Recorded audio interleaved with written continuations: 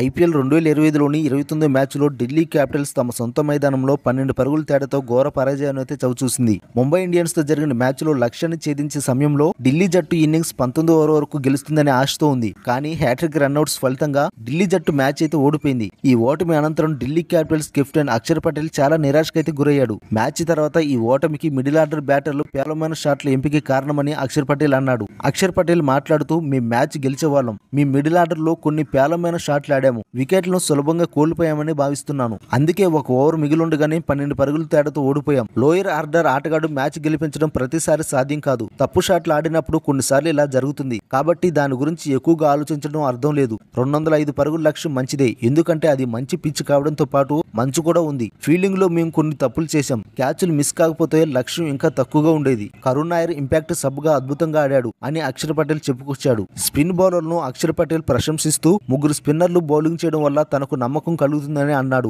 ఆ ముగ్గురులో 2 పవర్ ప్లేలు కూడా బౌలింగ్ చేయగలరని చెప్పాడు. ఈ సీజన్ లో కుల్దీప్ అద్భుతంగా బౌలింగ్ చేస్తున్నాడని, తనకు వికెట్ అవసరమైనప్పుడల్లా అతని వద్దకు వెళ్తానని అక్షర్ చెప్పుకొచ్చాడు. ఈ రోజు చాలా మంచి విషయాలు జరిగాయని తాను అనుకుంటున్నానని, మనం ఈ మ్యాచ్ ను మర్చిపోవాలన్నారు. ఢిల్లీ వేదికగా జరిగిన ఈ మ్యాచ్ లో టాస్ గెలిచిన ఢిల్లీ క్యాపిటల్స్ బౌలింగ్ ఎంచుకోగా ముంబై ఇండియన్స్ జట్టును ముందుగా బ్యాటింగ్ కు ఆహ్వానించింది. మొదట బ్యాటింగ్ చేసిన ముంబై జట్టు తిలక్ వర్మ అర్ధ సెంచరీతో 205 పరుగులు చేసింది. ఆ తర్వాత లక్ష్య ఛేదనలో ఢిల్లీ జట్టు ఒక ఓవర్ మిగిలుండగానే 193 పరుగులకు ఆలౌట్ అయింది. ఈ విధంగా ముంబై జట్టు 12 పరుగుల తేడాతో మ్యాచ్ అయితే గెలిచింది.